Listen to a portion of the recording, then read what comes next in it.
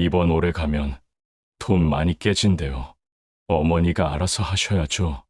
우리도 여유 없어요. 그 말이 내 귀에 들어온 순간 시간도 멈춘 것 같았습니다. 심장에 달린 기계가 삐삐 소리를 내고 있었지만 그보다 더 시끄럽게 울리던 건 내 가슴속이었어요. 아직 퇴원도 하지 않았는데 나는 벌써 돈이 돼 있었습니다. 사람이 아니라 계산표의 한 줄이 되어버린 느낌이었죠.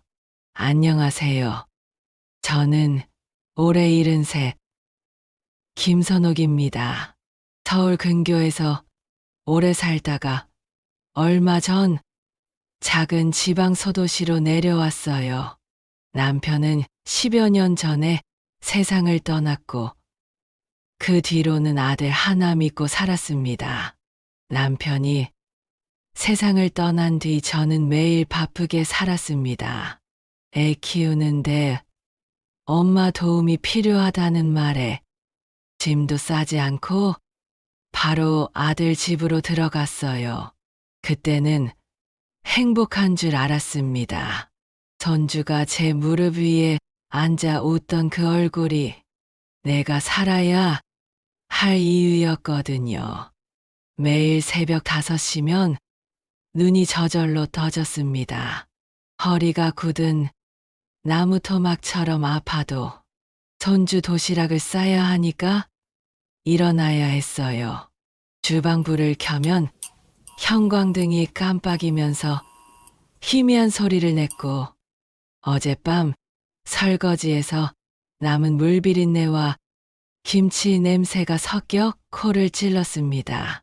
쌀을 씻을 때마다 손끝이 시렸습니다. 찬물에 손을 담그면 손가락 관절이 뚝뚝 소리를 냈죠.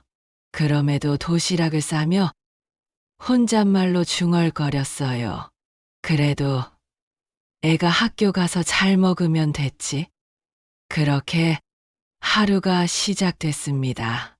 손주 도시락을 챙겨주고 아들과 며느리가 출근하면 저 혼자 집을 치웠습니다.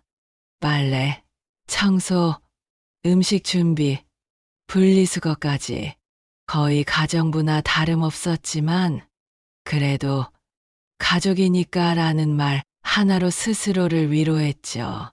그러던 어느 날 며느리가 말했습니다. 어머니, 세탁기 돌릴 때 저희 옷이랑 섞지 말아주세요.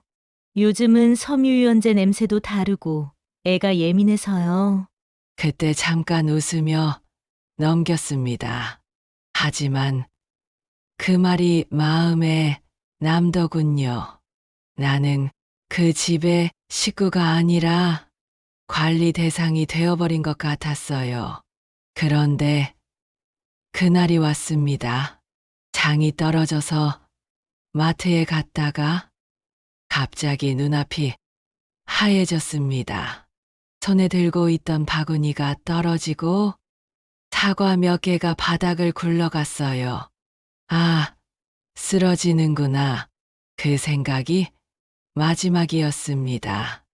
눈을 떴을 때는 병원 응급실 천장이 보였어요. 하얀 형광등, 소독약 냄새, 기계음, 그리고 내 팔에 꽂힌 주사바늘, 목이 마르고 코에 산소관이 꽂혀 있었습니다. 내가 이렇게 약해졌나 싶어. 그게 더 서러웠죠. 잠시 후 병실 문이 열리더니 아들과 며느리가 들어왔습니다. 아들은 핸드폰을 들여다보다가 말했어요. 엄마, 놀랐지? 근데 다행이에요. 큰 병은 아니라니까. 저는 힘없이 미소를 지었습니다. 와줘서 고맙다. 그런데 며느리가 갑자기 작은 목소리로 중얼거렸습니다. 이번 올해 가면 돈 많이 깨진대요. 우리도 여유 없어요. 자기, 아들이 대답했습니다. 그러니까 빨리 퇴원하셔야지. 엄마도 알아서 하셔야지. 그 말이 내 귓속을 찔렀습니다. 돈 많이 깨진대요. 알아서 하셔야지. 그 말은 단지 걱정이 아니라 당신은 짐이야라는 말처럼 들렸습니다. 그날 밤 병실불이 꺼진 뒤에도 그 목소리가 계속 귓가에 맴돌았습니다. 옆 병실에는 비슷한 또래의 할머니가 계셨습니다. 그분의 가족은 밤새 곁을 지켰어요. 손녀가 귤을 까서 입에 넣어주며 말했죠. 할머니, 천천히 드세요. 병원 밥맛이 없죠? 그 목소리를 들으며 눈을 감았습니다. 나도 언젠가 그랬었지. 내 손으로 아들 입에 밥을 넣어주던 시절이 있었는데, 이제는 아무도 내 밥상을 차려주지 않아요. 오히려 내가 돈 많이 깨지는 존재가 되어버렸죠. 퇴원 후 집에 돌아왔습니다. 그런데 이상하게 공기가 차갑더군요.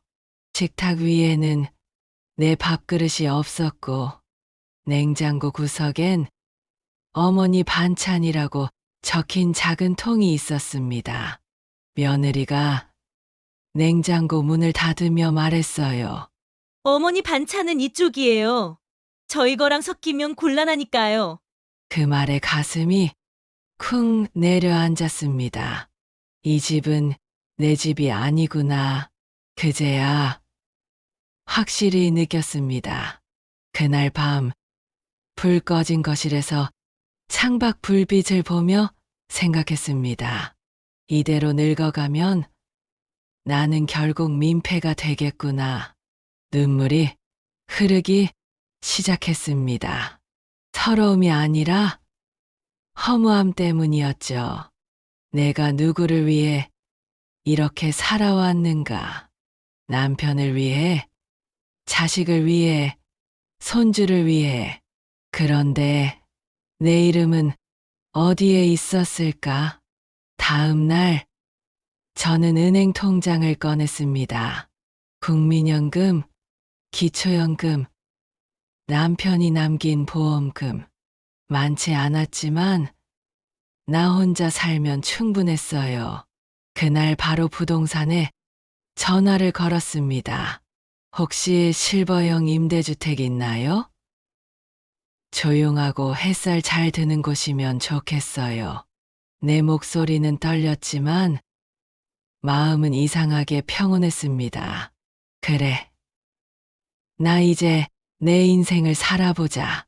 며칠 뒤 지방 소도시의 한 실버하우스를 보러 갔습니다. 기차를 타고 2시간을 달려 도착한 곳. 역 밖으로 나서니 공기가 다르더군요.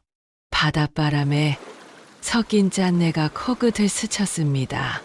그곳은 작은 언덕 위의 하얀 건물이었어요.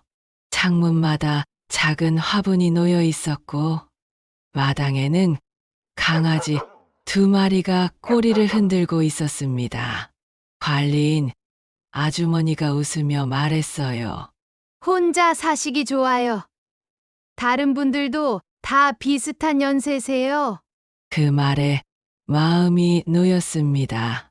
창문을 열자 햇살이 방 안으로 들어왔습니다. 먼지 입자가 반짝이며 빛을 받는 게 마치 오래된 제 인생이 새로 씻기는 듯했어요. 며칠 뒤 저는 짐을 쌌습니다. 옷 몇 벌, 앨범, 남편 사진 1장, 그리고 된장 1통. 그게 전부였습니다.